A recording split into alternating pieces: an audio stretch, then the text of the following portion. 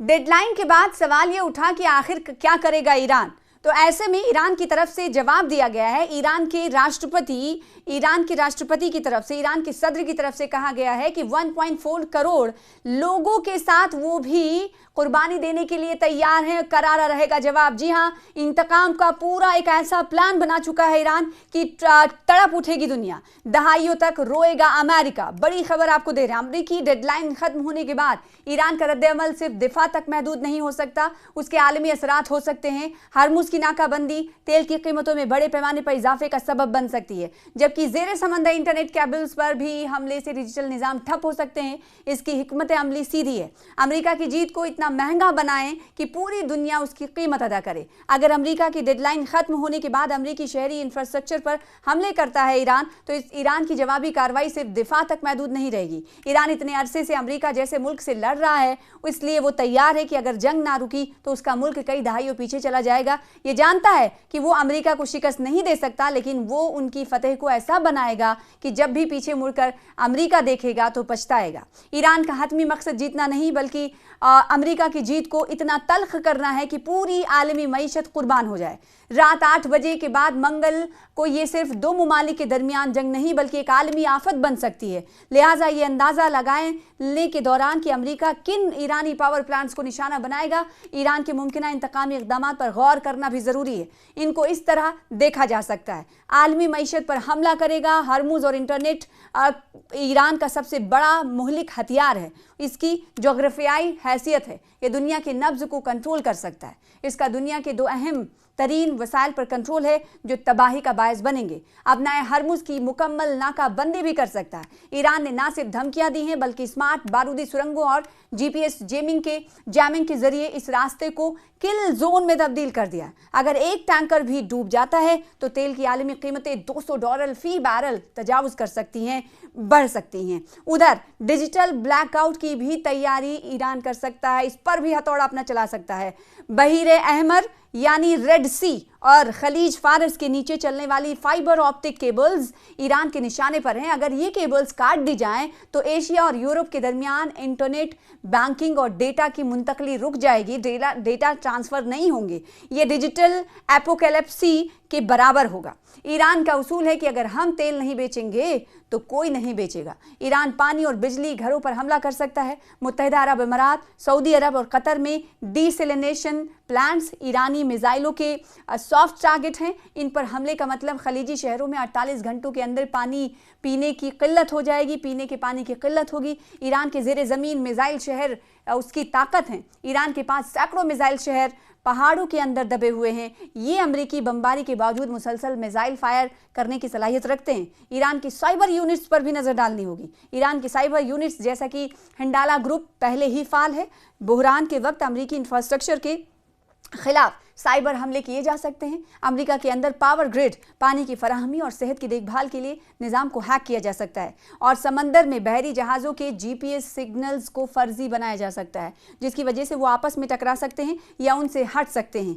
Iran, चीन, रूस और पाकिस्तान से बहरी जहाज़ों के महफूज रास्ते से फ़ायदा उठा सकता है। इसका मकसद अमेरिका के बैनुल-अक़वामी इत्तेहाद के अंदर तकसीम पैदा करना और उन ममालिक को अमेरिकी पाबंदियों के खिलाफ मुतहर्रिक करना है। ईरान की हिकमत अमली अब तबाहकुन आदम तवाजुन पर मुनहसिर है, जिसका मकसद जंग को इतना महंगा बनाना है कि पूरी दुनिया खौफ हरास की हालत में रह जाए। तो अब देखना होगा कि जिस तरीके से डोनाल्ड ट्रंप की तरफ से एक के बाद एक धमकी आ रही है। अब से कुछ देर पहले जब हम ये वीडियो रिकॉर्ड कर रहे थे, उसी के चंद मिनट पहले ही JD वेंस जो कि अमेरिका के उपराष्ट्रपति, उन्होंने सीधे तौर पर कहा कि ईरान पर हम हमले को तैयार हैं और ईरान के लिए आज की रात जो है काफ़ी अहमियत की हामिल वाली रात होगी। साथ ही साथ JD वेंस ये कहते हैं कि हम पूरी तरह से तकनीकी तरीके से और माशी तरीके से और युद्ध के असलाहात की असलहे के हवाले से हम तैयार हैं, और जो हमारे पास बड़े और घातक हथियार हैं वो भी हमारे तैयार हैं। सिर्फ और सिर्फ इसको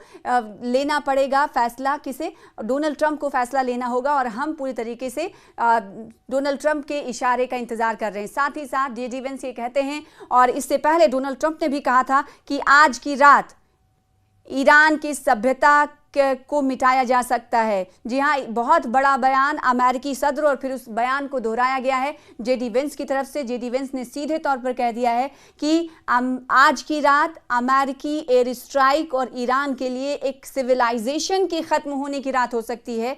ईरान को तबाह बर्बाद किया जा सकता है। ईरान की मईशत को तो खतरा पहले से ही लाहक है और अब हम इसमें काली जर्ब लगाने वाले हैं, आप इससे अंदाजा लगा सकते हैं। तो दूसरी तरफ IRGC की तरफ से जवाबी हमला करते हुए कहा गया है और राष्ट्रपति मसूद पेजेश्कियान ने सीधे तौर पर कह दिया है कि भले ही आप हमारे ऊपर हमले करते रहे, 1.4 करोड़ की आबादी वाले इस मुल्क में हमने सभी ने तैयारी कर ली है शहादत देने की और हम कुर्बानी देने के लिए तैयार हैं, चाहे हम आखिरी इंसान ही क्यों ना हो। तो ईरान पूरी तरीके से अपने आज़्म पर खड़ा हुआ नजर आ रहा है। जिस तरीके से पहले से ही ईरान ने कहा था कि उनके पास कुछ भी नहीं बचेगा, तब भी वो ये दुनिया को बता के रहेंगे कि अमेरिका जैसे गुरूर मुल्क के सामने, अमेरिका जैसे हठधर्म मुल्क के सामने वो खड़े रहे, सर नहीं झुकाया, लेकिन सर झुकाना पसंद नहीं किया बल्कि सर कलम कराना पसंद किया।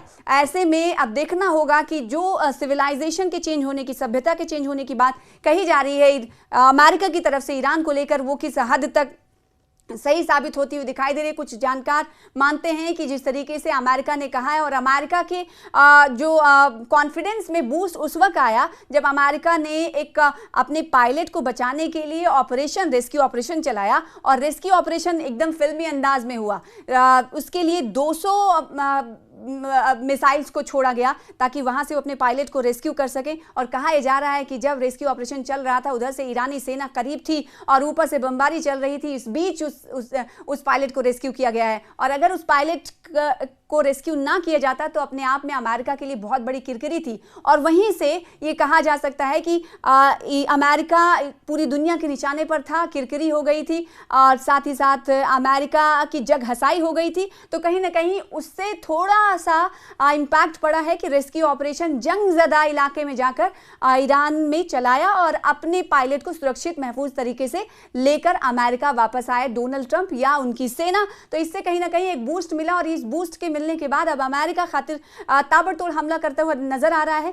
डेडलाइन दी थी कि 48 घंटे के अंदर अगर हॉर्मुज को नहीं खोला जाता है तो अमेरिका ईरान को तबाह कर देगा। तो उसी कड़ी पर, उसी चेतावनी पर, उसी अल्टीमेटम पर कहीं ना कहीं अमेरिका काम करते हुए दिखाई दे रहा है। अभी की अपडेट के मुताबिक अगर बात करें तो अभी खार्ग आइलैंड, जो कि एक मरकज है कच्चे तेल का, यहीं से 90% तेल एक्सपोर्ट होता है दुनिया में, उसको तबाह करने की ठान ली है डोनाल्ड ट्रंप ने और भीषण हमला किया है। कितना नुकसान हुआ अभी इसके हवाले से जानकारी नहीं मिल पाई। और दूसरी तरफ हमने देखा है कि कई रेलवे पुलों को, रेलवे ट्रैक को निशाना बनाया गया।